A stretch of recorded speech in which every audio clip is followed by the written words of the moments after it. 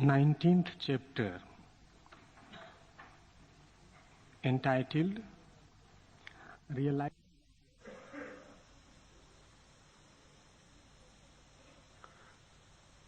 जो जितना करता है उतना ज्यादा हो जाता है। प्रेम कोई संपत्ति नहीं है कि खर्च हो जाए। Fold. Banish humanity and discard justice, and the people shall recover love for their kin. Banish cunning, discard utility, and the thieves and brigands shall disappear. 19वां अध्याय, शीर्षक स्वयं को जानो। पहला हिस्सा। बुद्धिमत्ता को छोड़ो, ज्ञान को हटाओ और लोग 100 गुना लाभान्वित होंगे। मानवता को छोड़ो, न्याय को हटाओ और लोग अपनों को पुनः प्रेम करने लगेंगे। चालाकी छोड़ो, उपयोगिता को हटाओ और चोर तथा लुटेरे आप ही लुप्त हो जाएंगे।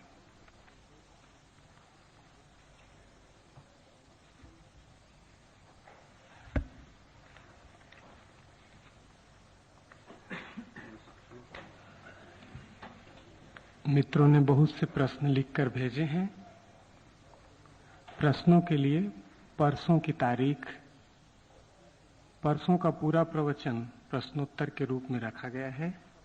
आपके सब प्रश्नों के उत्तर परसों मिलेंगे।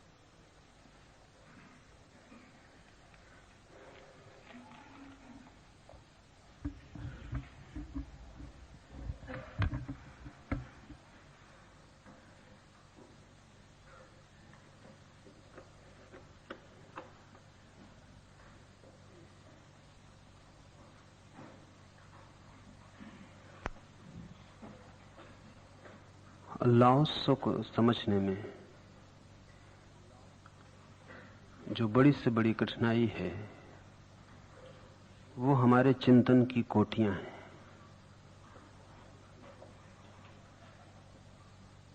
चिंतन का जो ढंग हमारा है, लाओ त्से को उसी ढंग से पकड़ना बहुत मुश्किल होगा।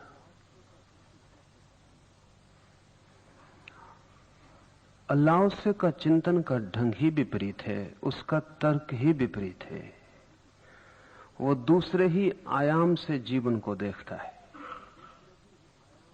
इसलिए आप जो प्रश्न भी पूछते हैं वो लाओ त्से से कम संबंधित और आपसे ही ज्यादा संबंधित होते हैं। लाओ त्से की दृष्टि को समझना हो तो अपनी दृष्टि को थोड़ा छोड़कर ही देखना पड़ेगा। अगर आप अपनी दृष्टि, अपने शब्द और अपने बंधे हुए ख्यालों से ही लाओ त्से को देखेंगे तो ये निर्णय करना तो बहुत मुश्किल है कि लाओ त्से सही है या गलत। आप समझ भी नहीं पाएंगे कि वो क्या कह रहा है। आपके चिंतन का जो ढंग है उसे एक तरफ रखें तो लाओ त्से को समझ पाएंगे। फिर निर्णय आपके हाथ में है कि आप तय करें कि वो गलत है या सही। लेकिन समझने के पहले ही तय करना उचित नहीं है और समझने में अड़चन है। और वो अड़चन ये है कि हमारा एक ढांचा है देखने का। लाओ त्से उस ढांचे के बिल्कुल प्रतिकूल है। जैसे हम हाथ से छूते हों और वो आंख से देखता हो, या जैसे हम आंख से देखते हो और वो कान से सुनता हो और सारी भाषा अलग हो। जैसे मैंने कल कहा कि अगर चेतना बढ़ेगी तो दूसरी तरफ अचेतना बढ़ जाएगी, मूर्छा बढ़ जाएगी। चेतना का जो भी अर्थ हमें पता है वो महावीर, कृष्ण और बुद्ध से हमें मिला है। वो अर्थ लाओ त्से के साथ काम नहीं पड़ेगा। तो आपके मन में जो प्रश्न उठाते हैं वो प्रश्न आपके नहीं हैं। चिंतन की एक धारा आपके मन में है, तब हमें बड़ी घबराहट होती। इसका क्या मतलब हुआ? इसका मतलब हुआ कि अगर एक महावीर चेतना को उपलब्ध हो जाएगा, परम चेतना को, तो महावीर के कारण एक व्यक्ति को परम अचेतना में पड़ना पड़ेगा, तो ये तो हिंसा हो गई। और महावीर को ऐसा करते हम सोच भी नहीं सकते कि उनके कारण कोई अचेतना में पड़ा कि मैं तो न्याय ऐसा ही करूंगा, चाहे तो रहूं अन्यथा बाहर हो जाऊं। क्योंकि जिसको आप न्याय कहते हैं, मेरे गुरु ने सिखाया कि वो तो न्याय नहीं है, वो न्याय छोड़ो। इसे ऐसा हम समझें कि हमारे बहुत अच्छी अच्छी धारणाओं के नीचे बड़े गहन पाप छिपे हुए हैं, जो हमें दिखाई ही नहीं पड़ते। दिखाई न पड़ने का कारण है हम अभ्यस्त हो गए हैं। वो इतने पुराने हैं और इतने प्राचीन हैं और इतने परंपरागत हैं और उनकी आदत इतनी गहरी हो गई है कि वो हमें दिखाई नहीं पड़ते। वो हमें दिखाई नहीं पड़ते। हम उनके प्रति बिल्कुल ही बेहोश की तरह जिए चले जाते हैं। हमारे खून और हड्डी में वो मिल गए हैं। अगर कोई हमें बताए तो हमें बहुत हैरानी होती कि क्या बात है। अगर ये ली तजू कहे कि 6 महीने की सजा उसको भी जिसके यहां चोरी हुई है,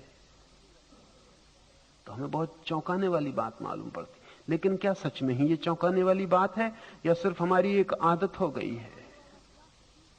इसमें चौंकाने वाला क्या है? ये बात तो गहरे में ठीक ही है, लेकिन हमारी धारणा में उसके लिए कोई जगह नहीं, इसलिए बात एकदम चौंकाने वाली मालूम पड़ती है। ऑस्कर वाइल्ड ने अपनी आत्मकथा में लिखा है कि मैंने जिंदगी में, हो सकती है जो बाजार में, और सारी जिंदगी बाजार में, 5000 10,000 साल की निरंतर चेष्टा का परिणाम यह हुआ कि हर चीज बाजार में। बाजार के बाहर कुछ भी नहीं है,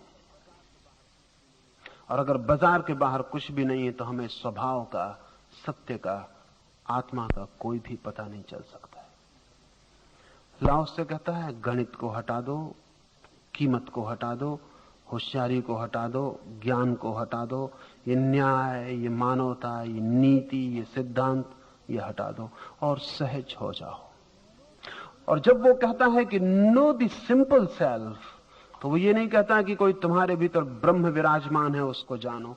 वो कहता है ये बातों में मत पड़ो, जो भी सहज तुम्हारे भीतर चेतना की छोटी सी किरण है, जो भी, उसे बास करो, उसको खोज लो। और जिस दिन तुम अपने सहज झरने को पा जाओ जीवन के, तब उसके संगीत में ही लीन रहो। जिस दिन तुम अपने झरने को पा जाओ तब उसी में बहो। जिस दिन तुम अपने भीतर का द्वार खोल लो, तब वही तुम्हारा मंदिर है। ये जो भीतर छोटा सा छिपा हुआ राज है, ये जो सीक्रेट है, जिस दिन तुम्हारे हाथ में आ जाए उस दिन तुम सम्राट की गरिमा को उपलब्ध हो जाते हो। और ये तभी उपलब्ध हो सकेगा जब ये जाल तुमने अपने चारों तरफ खड़ा किया है, इसे तुम तोड़ने में सफल हो जाओ। ये जाल बड़ा है और इस जाल को हम रोज बढ़ाए चले जाते हैं। इससे बड़ा जीवन का स्वर है, वो बिल्कुल खो जाता है, उसका हमें कोई पता ही नहीं रह जाता। आज इतना ही, फिर हम कल बात करें। 5 मिनट रुकें, कीर्तन करें और चलें।